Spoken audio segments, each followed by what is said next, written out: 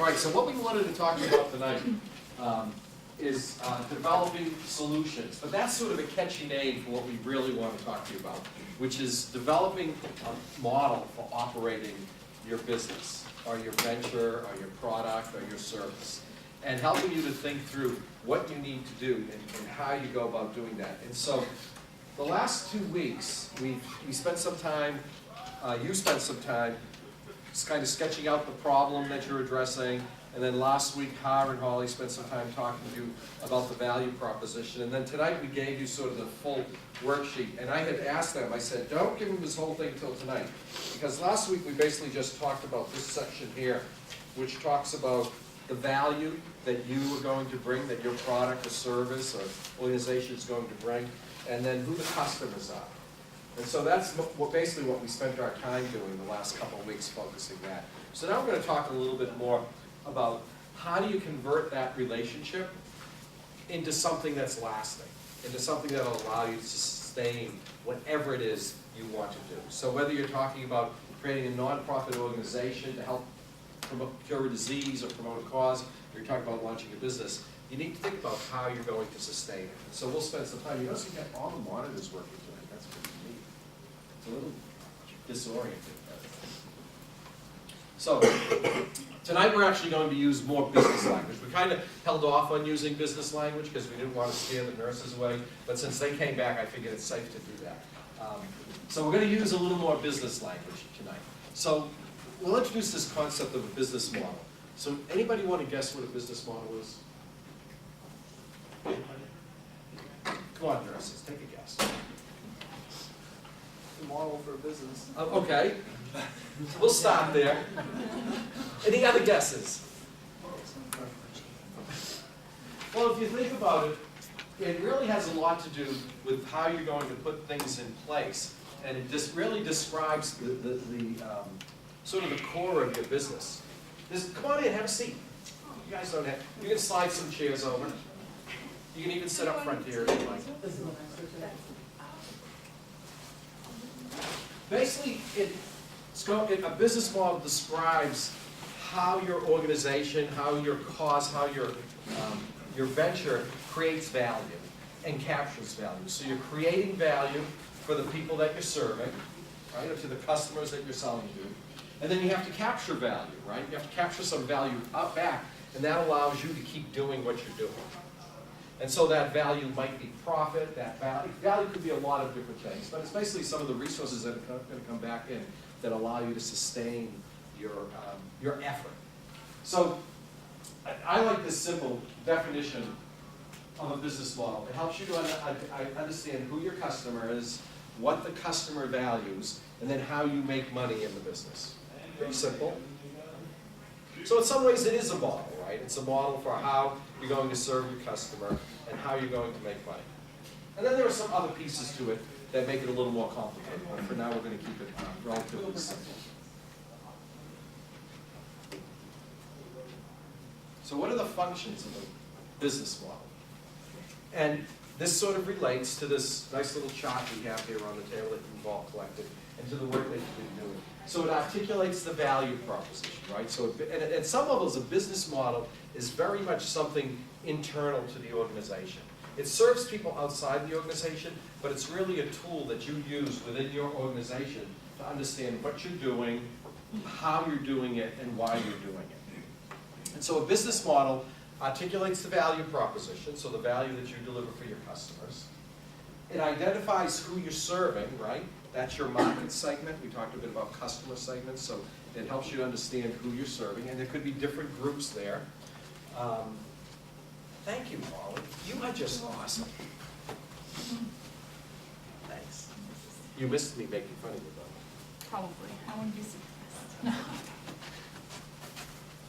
I just want to be able to keep track of myself here.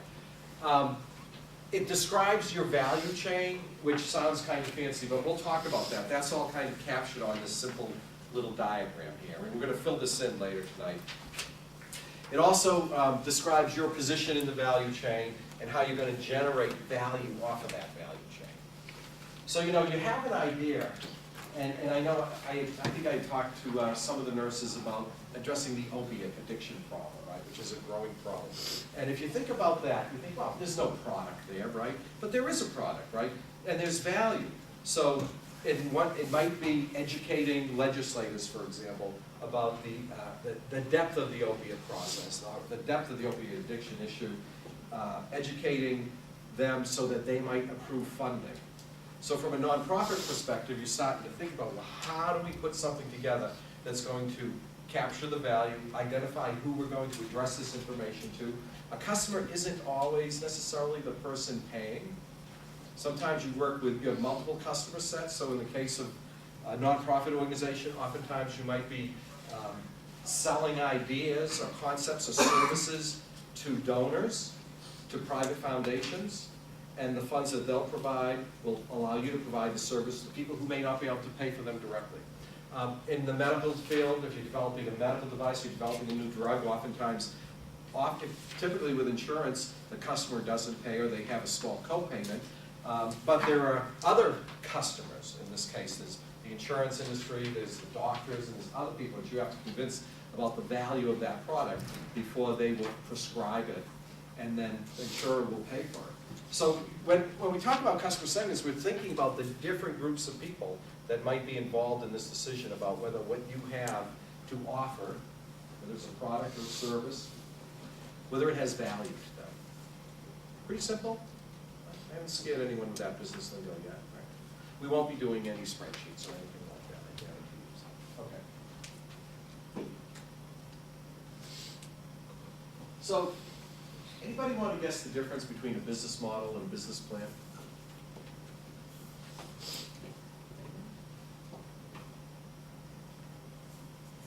Yes? Business model answers the question, what solution are you trying, what problem are you trying to solve, and a business plan describes the steps you're going to take. Yeah. So the business model, it describes what problem you're going to solve, the customer, and the value, right? A business plan is a long document, right? You say steps. So typically a business plan will be 30, 40, 50 pages long. So they're very different documents. And a business model, it can be kind of captured on this one sheet of paper. And then the business plan does sort of break out the steps over time. A business plan often has to change, right? Because you think when you develop that 30 or 40 page document, you think you've got it all figured out. And then you start to put your business model in place, and suddenly you may learn that some of the ways you planned on delivering, or the people that you plan to approach, or the way you plan to approach them may be different. So, and a business plan is often used to solicit funds from investors. So you don't need a business plan to get started. Right? You all can get started on this project here, this venture you're doing with DifferenceMaker, without a business plan. At some point you might need one. You don't need one right now. You have to have a business model. You have to be thinking about how you're going to sustain the effort that you're embarking upon right now. And that's something that the judges will invest in. Your understanding of who the customer is, what the value is you're going to provide, and how you're going to sustain that project. Those three things, that's what the judges are going to invest in. And those of you that do a good job at doing that, the judges will get it. And they'll move you into the finals, or actually award you some funding. A business model should fit in your head. Right? A business plan is difficult. And I know my friends, Professor O'Donnell, Professor Germain, they've both written business plans, and they use business plans, and I'm guessing the whole plan doesn't fit in their head, though. But they know what a business model is. They can capture that, right? And any good founder or person launching a venture or a cause comes up with that model and captures it in their head, and you can share it with people real quickly. You should be able to share the sense of what is the value you're offering, who am I offering to, and how does it generate some value back to us, to the organization. That makes sense? Okay. I'm going to skip this video. I looked at it again. I said, yeah, I don't particularly like it. Sometimes I do. Not for what you all wanted to go into. You can slide, there's plenty of room here, slide a chair around. Grab some pizza after you get your coat on. No, that was Oscar Wilde. We're talking about why he invented the business model. It's not. It's long. So I mentioned this little chart, so you all have this, and you're gonna start doodling on it in a minute. And so, we started last week, we talked about the clients, right? We talked about the company. You like that green laser? That's pretty visible. I can't see the red ones, but I can see the green ones very well. So you talk about your clients or your customers or the people you serve. And so by now, how many of you know who you're helping or who you're selling to? All right. So I want to hear a little bit about who you're helping. So why don't you, Paul, tell me. You want to know like the whole project too? No, just tell me who your customer is. Well, we're working with Connect, so our customer is anybody who uses pretty much Microsoft or any Windows, especially with Windows 10 capability right now. A little louder? Okay, I said that we're working with Connect, so Microsoft will be a great deal, and same with the customers of Microsoft, if you put it on any of the consoles. Okay, so I want to talk about that for a minute. So anyone that works with Connects, right? That's pretty broad group, right? It's in Microsoft. Anyone that from Microsoft? Yeah. Okay. But still, it's a pretty broad group. So have you been able to focus it down at all to Well, certain groups of? It depends according like how if we get a contract with them, it potentially can say that we have our Airbnb onto their store, and then we're gonna get some revenue out of it, or it could just result in a job, or it could just you know. So, okay, so this is kind of interesting, and it kind of relates to this chart here, right? So, he's talking about Microsoft, so they're going to develop this sort of hardware-software combination, have this app on the website, and that's really, at some levels, that's more about a distribution channel, right? So Microsoft might be a partner, a key partner for you. Would you say so? What's that? Would you say so? Because aren't we I am saying so. Well, I would say so. Microsoft isn't going to buy it from you. they're not gonna buy it, but what they can do is they can give us a license and take revenue based on that license, correct? Absolutely, but that's a partnership, not necessarily, well, You see where I'm yeah, coming they're from? not, yeah, they're, go ahead, Professor O'Donnell. Don't confuse the end person who's gonna be using the technology from the people you're potentially gonna sell it to. Because if you're selling it to an intermediary who will eventually sell it to the end user who's using it, focus on that end user as the customer. And which box is that end user in? Clients. And which box is Microsoft in? Channel or partner? Both. Okay, all right. All right, this is good. I'm glad you said that, that's helpful, because it's something that you want to kind of craft out and figure out, so you can figure out who Yeah, you're I'm actually glad I selling. mentioned. I'm glad you did. Okay, now no one else is going to raise their hand, but how about another? You got your hand up. Who's your customer?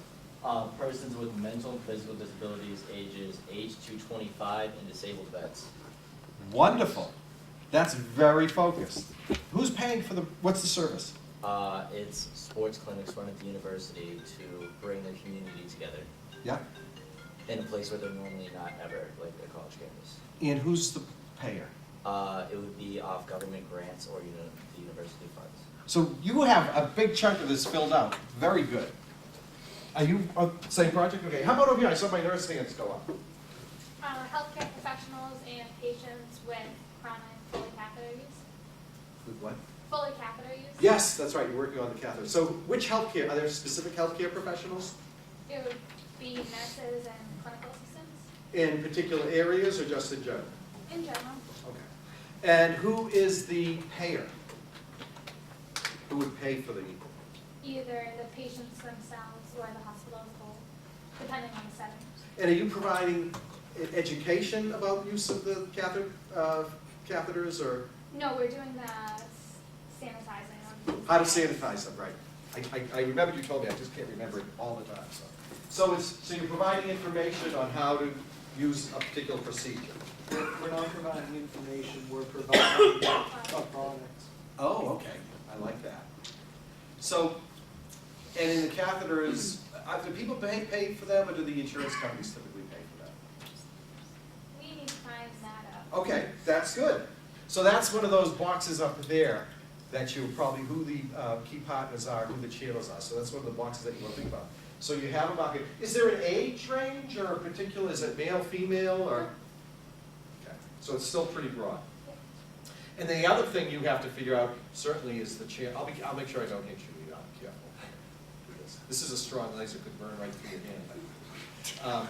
Channels, right? So thinking about how to get to those groups of people will be important. Okay, any hands up? Yes? Yeah, my clients are usually each and every customer who goes to a convenience store. And what's your product? It's an online convenience store along with logistics division. where you So can- we'll be able to go to your online convenience store and I'm gonna say, I need some cough drops and a gallon of milk and, Yeah, so you can just compare the prices, various things around Lowell, whether let it be Walmart, which is just 5 miles away, Yep. or any other convenience store, and you can just compare the prices, select it, and then they order it, and we just deliver it in the single day. and you'll Because- deliver it. Yeah, it's because in the same area of Lowell, it's easier to deliver within 1 day. So let's talk about that. So everyone heard that, right? And so you'll be able to go onto a website, you don't have to go to Tedeschi's, you won't have to walk there, right? You'll go to this website, you'll pick, I need some milk, I need some cough drops, nobody smokes anymore, so you're not gonna need cigarettes, but maybe some chips and soda. And so are you going to just take things from one convenience store, or are you gonna No, go? yeah, I'm giving them an option of choosing whatever they want, like Yeah. from all the websites, let it be Walmart or something else, Yeah, or a Home Depot. okay. You said 2 different things, okay? They can just choose whatever they want and deliver it instantly. So, do you all see any challenges with this business? You're nodding your head, yes. Would you like to share one? Basically like the cost, like you just for the logistic, like the price for you to get the cheapest stuff from your supermarket to your house. I mean the cost for selling is like already greater than the profit that you got. So there's a logistic challenge, right, which you're gonna have to figure out, right? Yeah. So it's sort of thinking about there's a logistic challenge, and then if we think about the business model, you gotta think about the value coming back. Yeah, I've thought about that too. It's basically at the beginning there's always a refund of whatever you put in. Yeah. So as the service is good, people will be ready to pay like the other websites are doing, like Amazon. It says 2-day free delivery or 1 day in this much time. So we are providing it everything in 1 day. So after a while, just put even if you put it as $1, there'll be many people ordering it online. $1 of delivery charge is $1, and you're delivering it the same day. Instead of they taking on the car, they'll just order it. So you're delivering 4 to 5 people, you get $5 back, and you're spending some $3 of petrol. Yeah. So, and later on it slowly increases on to like if the services are good, even the other convenience stores and all, they will come forward, they will tell that I will be selling my product at this price to you, and there's a small increase in the price which we put on the net. So let me tell you a story. You notice how we have Starbucks all over campus, right? We don't have Dunkin' Donuts on campus. And there's a Dunkin' Donuts right next to North Campus, right? Right next to North Campus. Well, the chancellor actually met with the owner, he owns several Dunkin' Donuts. The chancellor actually talked to him, or had one of his reps talk to him, and asked him to put his Dunkin' Donuts on campus, right? Before we had any of these Starbucks. And he said, well, yeah, there will be some costs involved in you being on campus, and the university does get a percentage of those sales. And the owner said, no, I'm not gonna do that. I don't wanna give up I don't wanna give up a small percentage of my business. I'm going to go ahead and do it. So they went ahead and did that. So what ended up happening is we ended up bringing Starbucks. So now that business, which really could have profited, I would say, significantly by entering into an agreement with the university, because they probably now would have had 3 locations on campus, said no, because they didn't want to give up a small point or so. Maybe it was a bigger point. I'm guessing with our chances, probably a bigger point. But they didn't want to give up any of it. And so we ended up bringing in some competitors. And so I share that because there were sometimes challenges in getting people to give you the margin that you need to operate the business. The other piece there is, I think, is thinking more about customers, right? And thinking about what are the segments that will pay for this service, and what are the segments that won't, right? So if you're living, for example, in that building on the corner of University Ave and Riverside, right? You can walk to Supers, you can walk to Egg Roll Cafe, you can walk to the little convenience store there. So chances are you're not gonna pay anything. Someone who's sort of stuck up on the hill down University Ave, there's some apartments, remember those apartments they had down there, heading towards Dragon? There's some apartments there for a while. That person might be interested. So when you start to think about your customers, you wanna start to segment them out and think about who will pay for this service. And then that'll help you, the goal here is to come up with a map, right, that ensures or gives you a better chance of being successful with your first open doors. So you can get that money coming from, so that you can pay the bills, so that you can survive for 6 months to a year and then grow into other segments. So when I talk about these customers and I talk about segments, part of it is thinking about, there may be people that you want to serve that you can't afford to serve in the beginning of your business. You may have to sell or serve a different group of people in order to generate revenue or grants or income to then support these other groups. Because as a venture grows, then you start to get some economies of scale, you start to get known, you become more efficient at what you do, and then you can start to spread out and serve other groups. So it's just something to keep in mind. I'm jumping back and forth between for-profit and non-profit because I know we have a mix of ideas here, and it's also, I work in both spaces. But even if you're writing a grant, one of the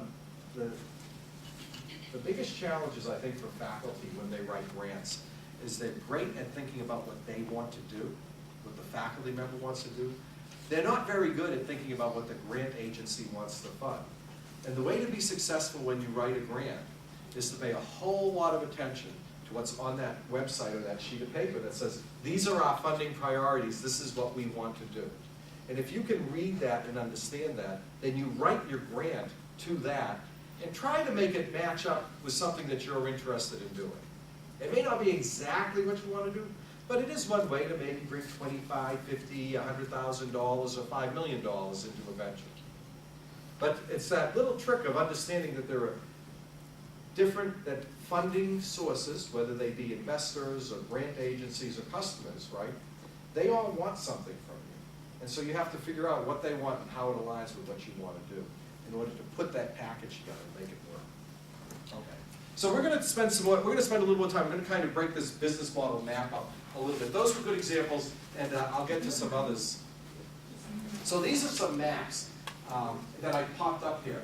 This map, which is very confusing, I know it has a whole lot going on here, but basically what they've done is they've thought a little bit about, so this is for a product, some sort of remote point-of-sale ordering system. Is this the map for Zoom? Yeah, it looks like it. Yeah, okay, I think it is. So Zoom is one of the DifferenceMaker companies. They've received some funding, and what they're developing, it was an app, right, a phone app, so that you could walk into a restaurant, punch out your order real quickly, it would automatically go to their point-of-sale system. Although I like talking to the waiters and waitresses. It was more geared to optimize the whole operations, including the customer experience. So who was the customer? Professor O'Donnell, you worked with them, right? Yep. So they talked a little about the customer being quick service restaurants and table service restaurants, but not you or I, right? Not the people sitting at the table. True. Why is that? Because I'm they were stumping a professor. No, because they were focused on who was going to be paying their bills, Right. and not the end users who are going to be using. So it's not you and I sitting at that table using our app to order something that's paying for their service. In this case, it would be the restaurant would license the service and app, and the idea behind this being that they can turn over more tables. That was basically that was the big idea, right? They figured they could increase the revenue for small fast service restaurants by increasing the turnover rate. So this isn't something that you would use at Cobblestones or an MT's Kitchen or at a fancy place, right? There you want to spend a long time and buy expensive bottles of wine and enjoy yourself. This would be more for places that wanted a quick turnover, probably lower cost. There's maybe a smaller return within the business, so they're looking at efficiency. So their model, they're really selling efficiency and margin to the restaurant. So they have different customers. So they talked about their customers, they talked about the value proposition to those customers, right? Increase the number of customers, increase the sales per customer, increase the dining experience, now, I'm not saying that all of this is accurate, right? Because there is a little conflict here, right? You're gonna increase the speed and time. Well, maybe you might feel better if you're a club diner, right? And you wanna get out of there quick, so you do the order and you're out. But then, there could be some issues. Creating efficiency for the restaurant doesn't necessarily translate into better customer experience. It could, but it may not. It may not translate into loyalty, but they were working on this. So we have these two pieces that they're thinking about the value proposition, they're thinking about the customer. Then look at all the other pieces that start to flow out of this, right? They have to have partners. They have to have partners, because they can't do all this work themselves. So in this case, they're talking about e-commerce providers, maybe working with national or local restaurant associations, healthy dining, different groups, point of sale providers. So these would all be people that they would have to partner with. Excuse me, not unlike our Connects guys back here, who would have to connect with Microsoft, some hardware companies, distribution systems, a lot of other pieces start to fall into this. So there were different pieces to the business model that they had to think through. Yeah? And when you look at this chart, notice the multicolor stickies. They focused on the yellow ones for the main business model, but they didn't lose focus of the customers in the restaurant, who, if that experience, if that customer went south, the restaurant owner wouldn't care about that product, that technology, that solution. So that we're keeping that in mind, even though those restaurant customers weren't the ones actually paying their bill. So your customer's customer, keep that in mind. Thank you. And Professor Germain, you should feel free to kick in as well. So that was one company that we had looked at. I kept this one because it's relatively simple. And basically this was a company that was looking at developing a privacy app. And the reason I kept it, I'm not going to go into a whole lot of details, right? They changed the way they talked. They thought that one partner would be this LBS app providers group, and then they realized it was going to be privacy advocacy group. So their thinking changed, and the business model is, this map is sort of a living document, right? We can send everyone, actually I bet this is up on the website, right? It's going to be after this workshop. Thank you. So this will be up on the resource website, so if you don't like it, you can tear it up and just make a new one. And the idea is that it's something that changes. And then also, they changed their thinking about the customer segment. So privacy concerned customers who use LBS, and then they realized that it was really more about smartphone users who were uneasy or had some concerns about privacy. So it's a document that can change and grow over time, and it doesn't have to be complicated. You can make this complicated as you want, and some of these are much more complicated. So we've already talked a bit about the value proposition and the customer segments from last week, and I sort of pulled a little bit of that out of you.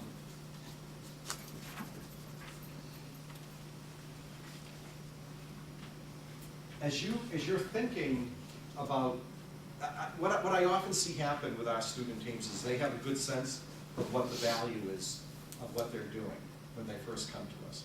But they're not always as clear on how the customer segments break up. And so it's really important to be thinking through who that customer is, and if they change, that's okay. If you develop a clear understanding, you want to go back and say, well, does our value still hold, and who does it hold for? And as you think through that, then you start to think about the relationships that you will have. So how are you going to get this value to the customer? So that's the channel, right?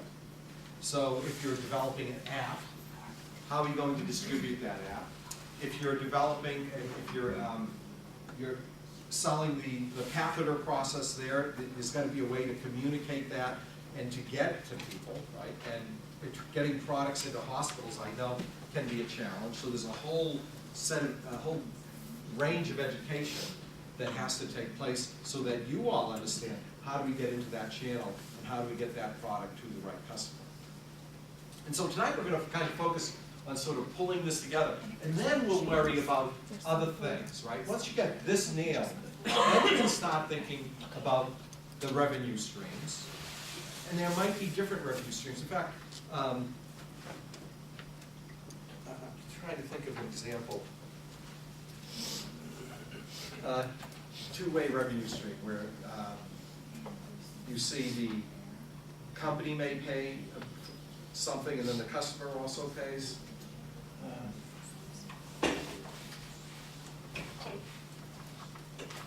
I'm thinking, so one example would be if you look at something like Google, right? So we all use Google, we're the customers, it provides great value to us, but it's free to us. But it's not free, Google is not free, right? It costs billions of dollars to operate that company and to do the things it's doing. So somebody is paying for that service. And what Google does, their business is to sell our eyeballs to advertisers. That's basically, they do two things now, right? They sell our eyeballs and then they sell our information. So every time you go to Google, they collect information about you and they chop it up in all different ways and then they sell it to other people. And when I say our eyeballs, they also advertises. I don't, do they still use the eyeballs as a count? I mean, is that like 90s? That's the bubble days. The bubble days? Yeah. But they sell this idea that you're visiting, the number of people that visit, and then they'll charge advertising companies. So they provide a service to us, but they're also providing a service to the end customer who's paying lots and lots of money in order to make Google such a successful company. So it's sort of thinking that through and understanding that and mapping that out is important. And then you start to think about your revenue streams, right? How are you going to collect revenue? And there might be multiple streams. If you're writing grants, if you have a nonprofit agency, right, you would have grants might be a revenue stream. You may provide an educational service that you can charge for. You may also have donors. Right? Professor O'Donnell and I are working on development of building the innovation hub, right? 22,000 square foot building. I think it's, let's see, $22,000 a month. I think it's around $200,000 and $300,000, maybe $350,000 a year that we have to come up with to cover our expenses, right? And so the way we're going to do that is we're going to rent space to startup companies. We're going to have events. We'll, we have certain alumni, right, who are very interested in making donations to support those kinds of things. Sponsors. And we'll have corporate sponsors. So what we're looking at 4 revenue streams, and grants, right? We'll also so we're looking at 5 revenue streams that we'll be tapping into to come up with that $350,000 a year that we have to come up with. And so being creative and thinking through the sort of the full value and who will pay for that value is really, whether you're launching a business that you hope will make you millions of dollars or whether you're creating a new service that's going to help people to walk, right? It's important to think about the different revenue streams you can tap into. When you think through the revenue streams, you also have to balance that with the costs. And this is the other area, I think, where new entrepreneurs sometimes don't really think through all the costs that are associated with it. And there's a simple tool called a Forma, which is basically a spreadsheet that balances the costs and the revenues, the expenses and the revenues within a venture. And it's a nice tool for sort of looking at the money coming in and then what that money is going to be spent on. And the types of things you would spend money on, right, would be personnel or staffing, maybe rent. For your projects, you don't have to worry about rent and staffing just yet, but at some point you will. Materials, advertising, admin, there's sort of this whole range of activities, raw materials, supplies, publications. You'd be amazed how quickly those expenses start to add up. Yep. What if we had no chance to know about the revenue stream? I mean, is it okay to speculate on that? I mean, how long would you speculate? I mean, you know. When you say when you don't know about it, are you saying that you don't know how much, or you don't know where it's coming from? I don't know how much will it be. I mean, for example, how can you say that, for example, Office of Multicultural Affairs, has a contribution to the revenue of the UMass Lowell. Right. So you never know it, I mean, because they are doing something really good, but you don't never know it. So I would say, first of all, you have to know the source of streams, right? If you don't know where the revenue is coming from, then it's hard to build a business model, right? So you have to know that. You may not know accurately how much, Yeah. right? But you can estimate. So a simple tool would be to look at what's been the revenue stream for coming in for the last 5 years. And stop, that's what I would do. I said, well, give me your numbers for the last 5 years. Are they going up or are they going down? If they're going consistently up, then I would conservatively estimate maybe a 3% increase. If they're going down, then you want to find out why. Because if they're going down, it might be an indicator that we need to be doing something different. There is quite a bit of estimation in this. When you start to put a pro forma together, there's a lot of estimation. When I put the pro forma together for the Innovation Hub the first time when I presented it to the Chancellor, I think I told you kind of beat me up a little bit, right? You questioned my numbers, and why are we doing this? Why do you want to go there? But I have thick skin now. I didn't years ago, but I do now. And so I probably have 10 different versions of that pro forma. That's something that changed. And so the other day, Professor O'Donnell and I were looking at it, and we had a revenue stream in there. We're like, oh, we can't count that $50,000 a year, can we?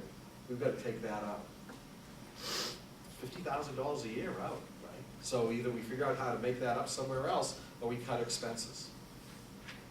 So it's really, there is estimation, but it's a useful tool for sort of just starting to think about what it's going to cost. Even if you're doing a student project for a community organization, right? There are travel costs associated with that. If you have a faculty involved as a mentor, there is time. Now, you may not expect to get reimbursed for travel, and the faculty mentor may volunteer their time, but it's a good idea to capture that in your pro forma. And it might be you might have an in-kind contribution or an in-kind expense. Then I'm going to contribute a quarter of my time, 0.25 FTE, for the first year of this venture.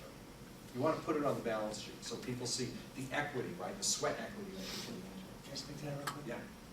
Don't assume that right now you're going to have every detail fleshed out. There's no way.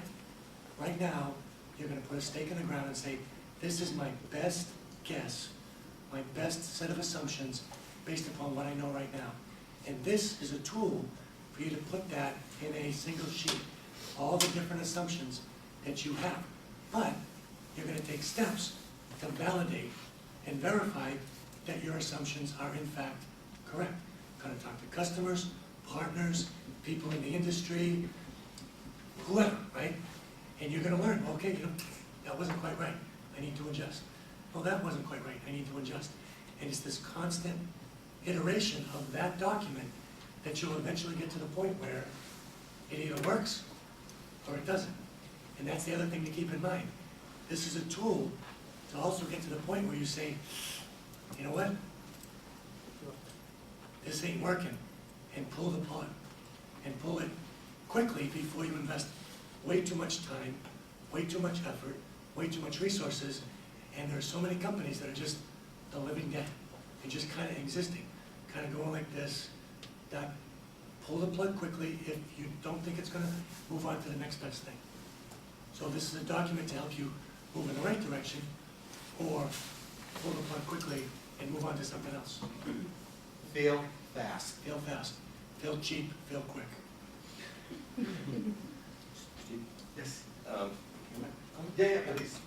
Yeah, one thing that's really helpful in the beginning is to find another company or organization that has a business model that could be a model for you, so that you can see if they're succeeding, how they do that. And not that you can copy them exactly, but so one of the first things to do is try to find some other organization that has a model that you think represents a kind of business, the kind of entity you're trying to start up and get involved in, and use that as a first step.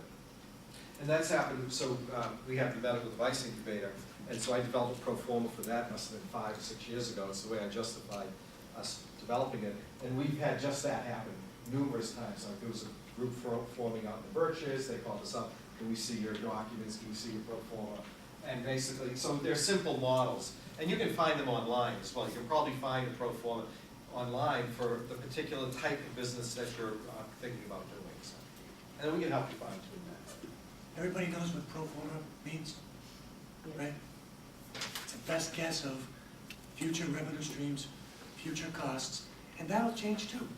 But it needs to be a credible story that you can back up with data as you gather it, verify it, validate it, because at some point, your stakeholders, your investors, your customers, your partners, your employees, they're gonna hold you to that. So, it's gotta be credible at some point. At some point, I like that. At some point, yes. But today, I mean, really, Not tonight. if you put, right now, if you guys put together some estimates of future revenue streams and costs today, come on, let's be real. They're gonna be, at best guess, 20% accuracy, but they're moving you in the right direction, right? That's okay. That's a place to start. That's perfectly fine. You have to start somewhere. Do any of you know Professor Tom Shea in biology? Professor Shea has developed the a nutraceutical that helps with memory loss, and it's now selling for $60 for a 30-day supply. And Professor Shea came to my office one day when I was in business school, and he said, "Steve, you're the entrepreneurship guy. I need your help. I need your help figuring out how to get this out into the market." I said, "Okay, Tom, come on in." We sit down at my desk. I said, "Right, so what's your plan?" He goes, "I'm going to do it myself." I said, "What do you mean?" He said, "Yeah, this guy is a full professor, a successful researcher, millions of dollars in grants, right? And he's sitting here telling me that he's going to get the pills made by a company, get them shipped to his house, and then he's going to sit down in his basement and count out 30. And I said, "Tom, why are you doing that?" He said, "Well, because I got this catchy slogan, marketing. It was marketing. Something like a pill a day keeps memory loss away, and I wanted it to be $30. So in his mind, he had set this $30 price point. So all right, Tom. So I didn't even do it on a spreadsheet. I took a piece of paper, right, and I just wrote, okay, how much does a bottle of pills cost? Okay, how much does the empty bottle cost? Okay, how much does it cost to ship the bottle? Okay, you have to have labels made. Okay, we didn't get into licensing issues or anything like that. We just went for the raw cost, right, the cost per unit." And he said, "But I'm not going to pay myself. I'm going to do this because I think this drug should be in the market." And I said, "Okay, Tom, how many nights a week are you going to do this, right? You're going to instead of writing research papers now, you're going to sit home and you're going to put pills in water." And he's starting to look, he's starting to get my point. And so I said, "All right, you got to at least give me 8 hours of your time. You're going to spend 8." So we did some math. We came up with a number for that.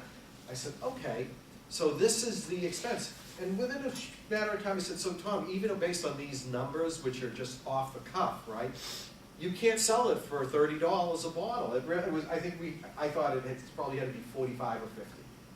Based on these foolish numbers that we just came up, they're selling it for 60. So I wasn't that far off, right? But we ended up bringing in another company. A company manufactures and distributes it. And say, "Tom doesn't do any of this."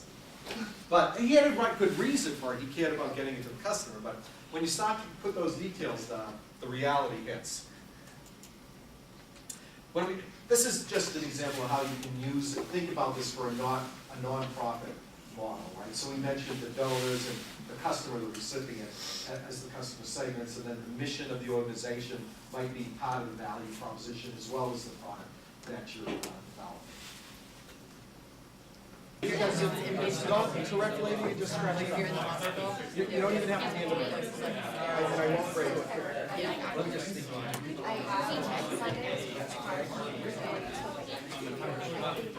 So what other ideas do you have? Yes. Well, so you have to come up with something that you're going to so whether, so there has to be some sort of program. So the first thing would be to look at what programs exist. I feel like no one will come with it.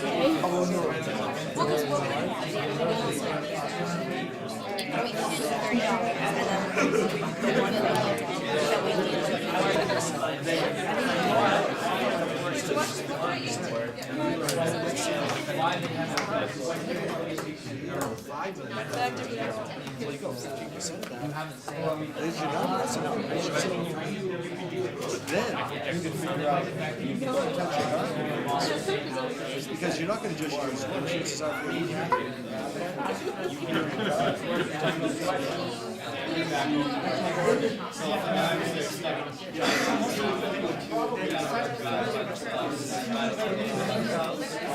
People were asking me about relationships, and key activities. So key activities, right, these are the things you have to do to get your product or service out to people.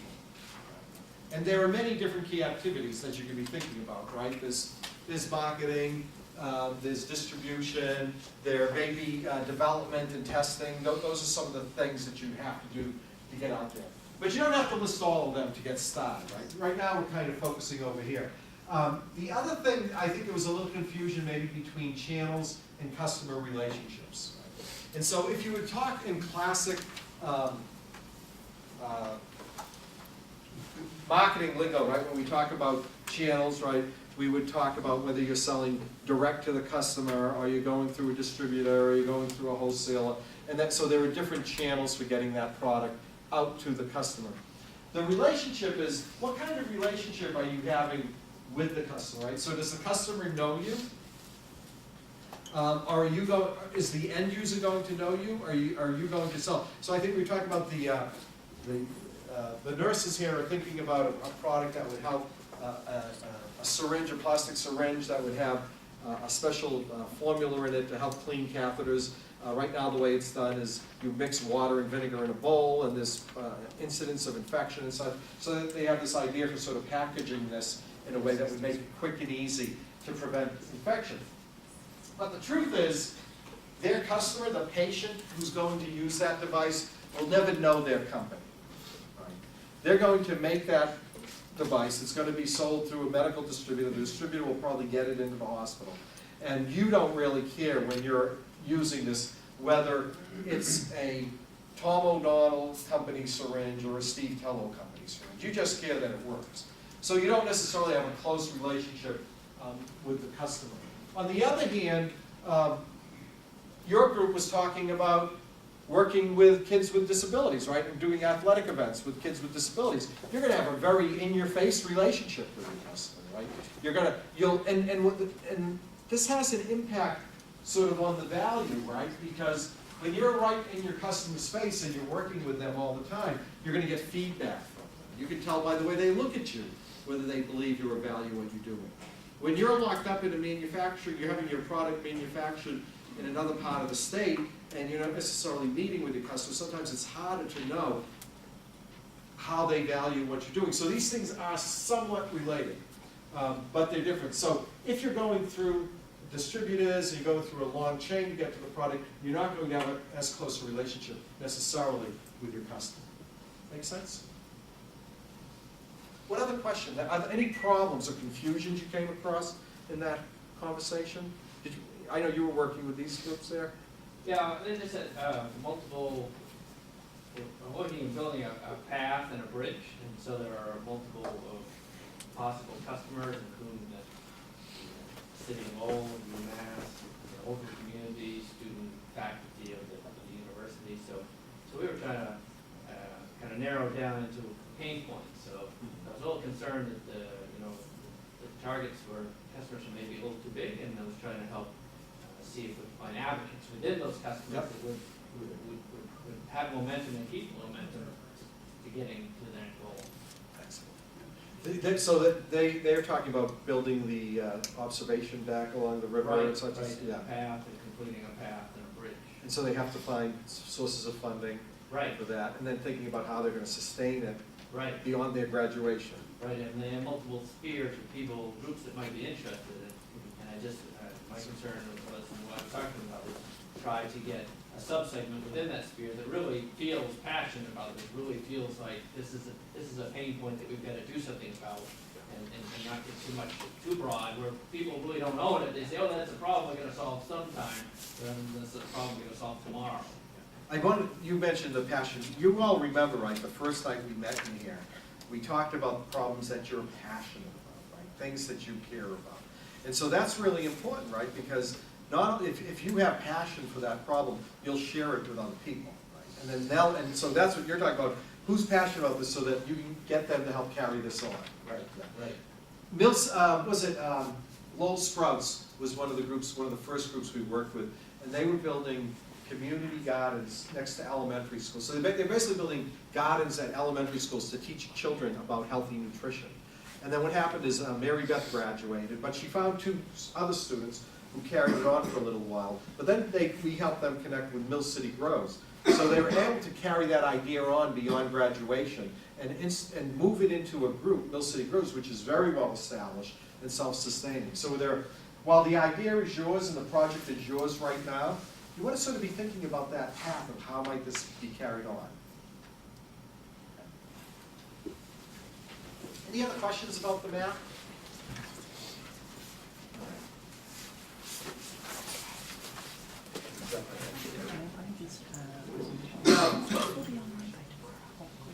So Ha talked about the value proposition last week, and she talked about this concept of the customer paying. So the reason we spend a lot of time helping you identify who the customers or multiple customers are is because then you have to think about the pain that they're experiencing and then how you provide value by solving that problem to them. And I think my sense was most of the groups that I spoke to tonight were still trying to get a handle on the customers. And I think we expanded that a little bit to talk about the competitive landscape, right? So understanding who else, when I use that term competitive, you think of competition, right? But when we use it here, we're also, who else is in the market? How else is that pain being addressed, right? Who else is trying to solve that right now? And are they solving it in a way that fully meets the need of the customer, partially meets the need of the customer? And if it doesn't fully meet the need of the customer, why not? So again, I think to your point, you get a sense of what the incidence of infection is. You're going to have a very clear number that's based in other people's research that says X amount of people get infection because of this procedure that's used. And that really strengthens the argument for an alternative solution. And then you have to figure out, in your case, you've got to figure out the price point, right? So what's it going to cost to do this, and will insurance companies pay for it? We're talking about the competitive landscape in terms of the social service agencies as well when we talk about working with the kids with disabilities, right? Because there are groups that are working with young adults with disabilities, they're working in schools. So our conversation focused a lot on, well, who are those agencies, where are they, and how can you talk to them? So in many respects, all of you really need to spend some time talking to the customer, the different customer groups, and even the, quote, competitors to find out what they're doing. We had this conversation about the opiate addiction, right? And sort of talking to parents who are involved in support groups and finding out from them what works in these groups and what doesn't work. And then is it, what's not working or what's missing, is there an opportunity for me to provide a better solution? And so it sounds like just about everyone needs to spend a little time on that. And I did get to talk to everyone. But spending some time, it will help you when you get up in front of the judges and show that you have this knowledge based on, because they're going to say, well, have you talked to anyone? Yes, I have. Well, what's the incidence of infection? Well, this is the incidence. In fact, you preempt those questions by providing that information in your pitch. Because what happens, and I've sat on these panels before, what happens is we sit there and we're listening, we're half listening, and we're jotting down questions. And we also kind of want to show off a little, right? So we're all thinking of the tough question for you. And then all of a sudden you say something and we're like, gee, now I got to come up with another question to ask. But the more you kind of pull the wind out of our sails in that regard, the better you position yourself.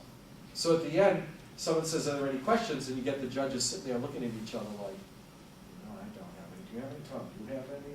And then finally, Professor Wilson will come up. He usually comes up with them, doesn't he? Yeah. So But the flip side of that is you can do a presentation in such a way that you can lead to the questions that you are best prepared to answer. So leaving out a couple of strategic pieces, to give folks like Professor Tello and others something to shoot at, but as long as, boom, I have that information. So, two sides of that. Give them something to ask, as long as you're prepared. how you guys doing? Doing all right? You got a few more minutes? You got some more energy? Okay. I know it's tough. You're back. We talked about value proposition, so I'm gonna jump ahead here a little bit. So I mentioned channels, right? So that's one of the voices. You don't have to fill this out tonight. This kind of comes maybe a little later, but it is something to think about. And this is directed more to sort of a product or service approach. But you can sell direct, you can create your own sales force, you can use web sales, or you can sell indirect. And this is that box about partners, right, where we start talking about partners. So connects, when you're thinking about Microsoft, right, Microsoft is really going to be a partner. Yeah. And they're going to help you to get into the channel that's going to help with your distribution. But it breaks out pretty directly, right? If you're selling something, you're selling a product or service, what types of stores, or is it going into a wholesaler? If you're selling a service, like working with kids with disabilities or providing counseling, to a new type of counseling to families or people with opiate addiction, it's a little different, but not entirely different, right? So oftentimes I think in social services, it's, and I don't know if you guys would agree with me, my sense is that you tend to have a more direct relationship with your customer in a social service venture. I'm hard pressed. Well, in a social service venture, this is another one of those examples of what is generally referred to as a multi-sided market. So your customer, let's say the homeless in Lowell, right? Homeless people in Lowell. There are different organizations providing services to homeless people in Lowell. But the homeless people in Lowell aren't the ones paying for that service. Government agencies, foundations, other organizations that are, so you got the homeless folks, you got you as a venture, and you get this third or multiple third parties, and so you have to satisfy the needs of the homeless, but you also have to satisfy the needs of those other groups, because they also are invested in addressing the needs of the homeless. So you have a relationship with a customer, but also with your customer who's paying your bills to deliver the service to those folks. So it gets fuzzy in many social service organizations, but you can also get to the point where many of them have a revenue model in addition to just outside sources. So the model, we're actually charging a fee for service, probably a fairly reduced fee for that service. In many cases, those fees are subsidized by the government or other organizations. We'll put, I don't want to go through all these slides right now. It's getting late. This talks more specifically about channels and acquiring customers. And I get the sense that most of you aren't quite there yet. I've already talked a bit about customer relationships. And this time tends to get a bit more technical about it. I think the big issue to think about is how much of a relationship are you going to have with the user? And then if there are multiple customers, what your relationship is going to be with them. And that all kind of ties back to the value that you're going to provide. Can you go back to that last slide real quick? This one? No, one more back. See that last line down there? Motivated by how to get a customer, how to keep a customer, and how to get that customer to buy more of your stuff, right? In general, most people would agree that it's cheaper to keep a customer than it is to get a new customer, to maintain that revenue stream. So once you getting them is important, but keeping them is even more important. So really think about that. That's the core of this whole customer relationship thing. Even if you're delivering through a channel, you're still on the hook for maintaining that relationship, though indirectly in some cases, about getting, keeping, and growing your customers. Because if you don't own it, don't rely on your channel partners to own it. You have to educate them and help them so that they do a good job, but you own it. Customer acquisition is a cost, right? Anyone see Shark Tank last week? There was a woman selling special jogging brasiers that had zippers inside. So the idea was if you're in an athletic event, you could wear this and you could put your money or your keys in it. And she had sold quite a few. The Sharks kind of loved the idea. She was selling them at $40. There were different styles. And they asked her a whole series of questions. One of the questions was her cost of customer acquisition. $9. $9 to acquire a customer. So if you think about it, if you're selling something for $40, and out of that, it costs $9 to acquire a customer. You want that customer to buy more than one brassiere, right? You want that customer to come back because you want to take that $9 and you want to amortize it against over 20 brassieres or 20 purchases over the course of your relationship with that customer. So I think about your product, right? You've got to acquire the customer, but once you get that customer on board, if your product works and it's at the right price point, you're going to continue to use it over and over and over again. You'll hear the VCs throw around two acronyms, CAC, customer acquisition cost, and LTV. What's LTV? Come on, lifetime value, right? And those two numbers need to make sense. Like, you can't have a customer acquisition cost that's huge compared to that lifetime value of that customer relationship. So when we talk about the costs to do business, right, this is something else that kind of factors into that. Right? There are these costs that you've probably never thought about that are very real costs for whatever venture. So even if you're doing a nonprofit, in fact, on most nonprofit, I've written a large number of nonprofit grants. Typically, they have an awareness or education component.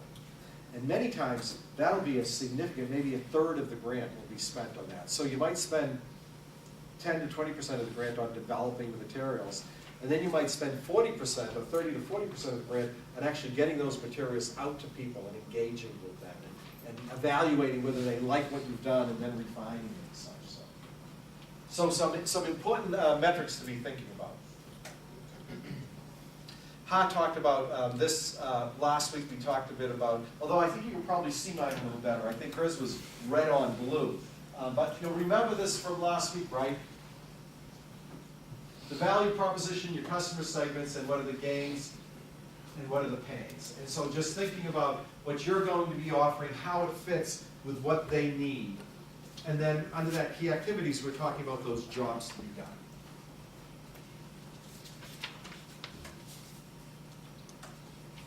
And we talked about this. I'm going to leave you with this. How are you going to test what we've been doing? So you've been mapping out your charts. You don't have to have them all filled out. I think we're still primarily talking about this box right up here, right? Most of you need to do a better job of understanding your customer. And so what you want to do is get out there, and I will give you some slack because we have a snow day. But you want to get out there and you want to start talking to people. And I wanted, those of you that weren't here last week, remember Donna Mullen, the business librarian, would be happy to help any of you. She particularly likes working with DifferenceMaker teams. And when I say business, she has a certain expertise in finding out business information about very many different fields. So whether it's healthcare products or social service agencies or computer technology products, she'd be happy to help you find that information that would help you paint a good picture of the problem and then why your solution would help. And she's on the second floor of Leiden Library. You can just look up Donna Mullen, M-U-L-L-I-N, on the website. Can I say something about that? Yes. On the school's website under libraries, it's called IBIS World Market Research. I actually met with Donna today and she showed it to me. It was awesome. It has like pie charts and you can look at all different kinds of industries and there's links to other industries and it tells you where does the money come from and where do these industries spend their money on, and there's tons of good information and I'm going to keep using it. Very good. Any questions? So Holly, Yes. what's next? Okay, so next, first of all, did everyone submit their application for the Idea Challenge project? Okay, good. So next up, March 2nd, the idea plan is due. So the application deadline ends tonight at midnight, so probably tomorrow or Friday, I'll shoot an email out to everyone indicating the next steps, but since you guys are here, the idea plan is actually on our website. So you go to the Idea Challenge link. Steve, I don't know if you want to pull it up here. I'll do that right now. Okay. And then so the idea plan, it's actually this sheet, which was given out at the first workshop. If you don't have it, there's some more on the table. So this is actually online in a form format. So you go in there, you fill out the sections. It says the instructions. It says how many words is allotted per section. So you fill that out, you submit that to us. From there, we'll read them, we'll coach you guys through it. We have, I believe on March 2nd, the PowerPoint deck is also due. So we're gonna be sending emails around, meeting with each of you and going through all of that. So this is the next step you wanna focus on. And the Toolkit Packet that was given out at the first workshop,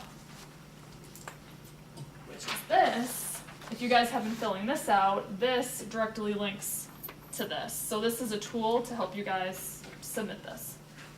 And like Craig had mentioned, the IBIS world will really help you with the opportunity part here and all the numbers and a lot of the research data. So if anyone needs help, they can come by and visit you, Absolutely. right, or email you. Yep. And we will be sending an email once we close the application. Yeah, so probably tomorrow or Friday. So just make sure you check your emails. So I just went to uml.edu/idea challenge, one word. I did notice that it's February 21st link is still there, so we gotta pull that down. Yes. And they can click on submit idea plan. Yeah, and then you log in with your UMass Lowell credentials, just because it's like secured. Will mine work? He might have set you up. Mine works if yours doesn't.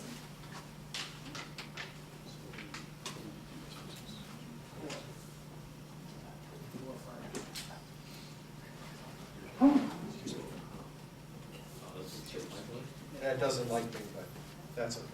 I can log in with mine if you want. All right. And so they need to submit that, get their materials in by March 2nd, Yep. and then we will review them, right? And we'll give them feedback, or will we make a decision? We'll give you feedback, we'll make a decision, kind of all of the above. Okay. Yeah, so if any of your idea plans or rocket pitches need improvement, we'll shoot you an email, we'll meet with you guys, you have the chance to resubmit it to us, and then by March 9th, we'll come up with the finalist teams. Wow, in a week. Yeah, it's gonna Pretty be busy week. fast, yeah. All right. Any questions? All right.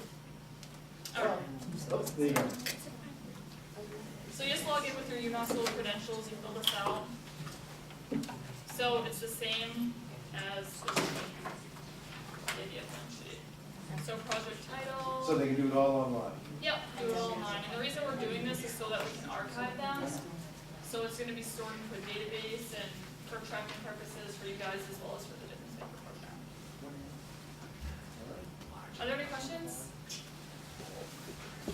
Alright, feel We're free to good. stop by DifferenceMaker, I'm there every day. Please Well, do. not every day. See you all. If you do have questions, let us know, and good luck.